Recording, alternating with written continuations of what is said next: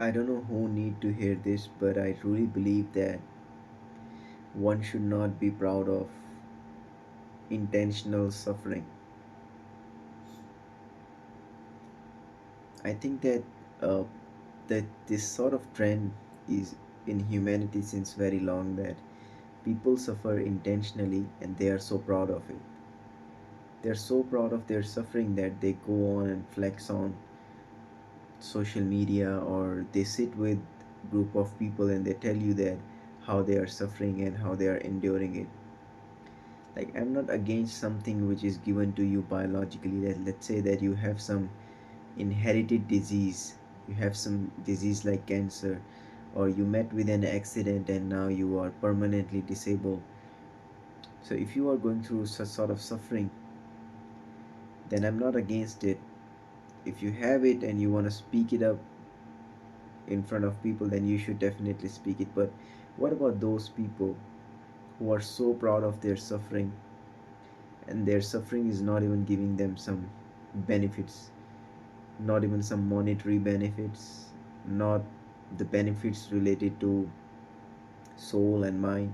Like, there are some suffering, there are some sort of sufferings which totally fucks up the quality of your life. That type of suffering which would drain all your money, it would drain all your relationships, it would just leave your soul into the dark area. So there are definitely some sort of sufferings, and I'm generally talking about type of sufferings which some people have because of their family members, type of suffering people have because of their jobs, sufferings because of friendships and relationships. I think that people are so proud of their sufferings and they go on and flex about their suffering. It's because they never know what it really likes to suffer by default. Let's say you have some incurable disease, like some like autoimmune disorder or cancer or AIDS, HIV,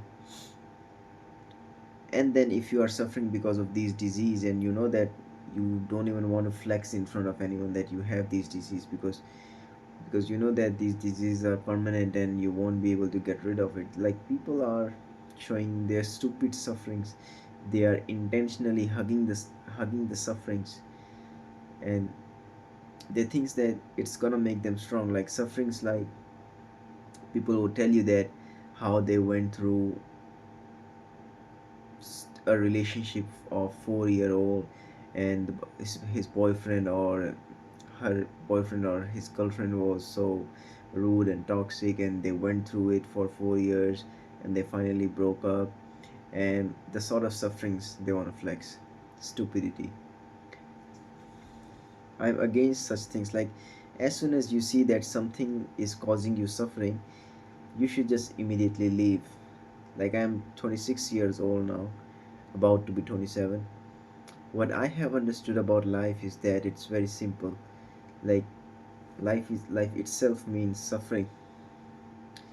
When Lord Buddha came out of his palace and he saw what he saw, people dying, there was a lot of poverty and shitty diseases outside the palace, and then he saw all these things and he realized that world is full of suffering, world is full of inevitable suffering. If you encounter such suffering in your life, that is definitely going to transform your life.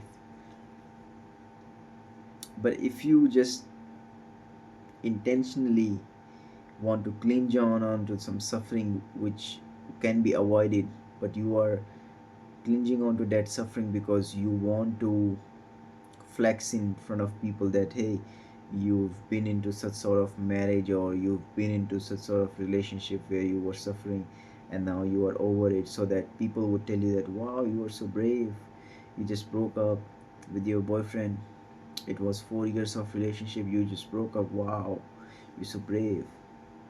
Shit like that. Like, if you ask me, then if I have some friend, like, even if he's 2 or 3 years old, or friend, or friends from childhood, if I'll see that this guy is becoming toxic, I'll try to teach him that where he's going wrong. But if shit goes like that, then he's not my friend. If somebody is really turning toxic or giving you suffering, then you should just leave him, because the only way to be in peace, the first very basic thing is that avoid sufferings which can be avoided. Now, I'm not generally talking about suffering that you go through in gym while lifting weight, or type of suffering that you go through while you participate in combat sports or any sports. I'm not talking about that. But as I told you that these relationship shits, this is just a sort of suffering which people invite in their life. Like toxic jobs, people are not able to leave the toxic jobs because they have their EMIs on their head, and then they know that if they're going to leave the job, then there would be notices arriving at their home that they have skipped an EMI, and there would be, you know, loan recovery agents standing in front of your door. So that's also sort of suffering. So when Lord Buddha came out of his palace and he saw a lot of sufferings, and all those sufferings were inevitable, the type of suffering that you don't want to suffer, like growing old gives you suffering because your body grows weak and your joints ache, or type of suffering that you don't invite, like accidents, disability, or incurable diseases. Lord Buddha was watching these, like his name was Siddhartha Gautam initially. So he fell into the quest. He wanted to know who he is. He wanted to know that why he is not suffering inside the palace, why people outside the palace are suffering. He went on a quest. He went in. He went deep in jungles. He took a lot of lessons from Vedic teachers, Hindu gurus, and then he realized what he realized. So one of his teaching was avoid suffering. I was reading this book. It might be here. It's it's about Buddhism, and it's this book. It might be showing you in intro in inverted way, but this is the book, Introduction to Buddhism. So this book speaks about one should definitely, if you want to attain nirvana, then one should definitely no avoid suffering. If you can really, if you have sensed out that there's a suffering which can be avoided, you just have to, because as I told you that most of the sufferings in humans life are invited. We choose to suffer, that's why we are suffering. Like if I talk about myself, my suffering, I never invite suffering in my life. I don't want to suffer, that's why I don't invite sufferings in my life, because I have intentionally suffered. I used to think that it's a big flex. Back then when I had a girlfriend, it was a toxic relationship. I broke up. Now I also have a type of suffering which I cannot cure. It's an autoimmune disease, it's an autoimmune condition. So I cannot cure it, so I'm suffering. But I cannot do anything about it. But one thing I can do is that I can just get rid of all those people who are making me suffer. Same goes with me. If I make you suffer, you can just cut me off. So this is, in this way, you are going to be more creative in life. You are going to have more openness, or you can say some vacant space in your mind, because what suffering is it's all about mind. Like some thoughts or some traumatic thought pattern would just go on loop in your mind, and it's going to consume a lot of your energy. And when this happens, your whole body suffers. You suffer anxiety, depression, and all that stuff. And I think that 80% of suffering in humans life is because of relationships. Unhealthy relationships with friends, with partners, with family members, having no boundaries. Like whenever I come home, I tell my parents and my family members that I have this room and I don't want you to get in this room, because it's as simple as that. I don't want unnecessary discussions. It's just, I think that, that my parents think that I'm very rude.